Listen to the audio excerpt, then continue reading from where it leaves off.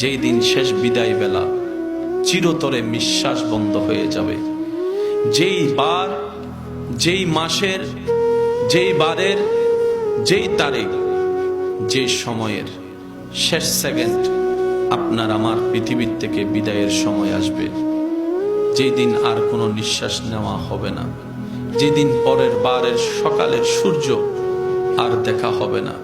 হয়তো যেই মুহূর্তে আপনি মারা যাচ্ছেন এর পরের বার ওই টাইমে হয়তো আপনি ততক্ষণ কবরের মধ্যে শুয়ে থাকবেন।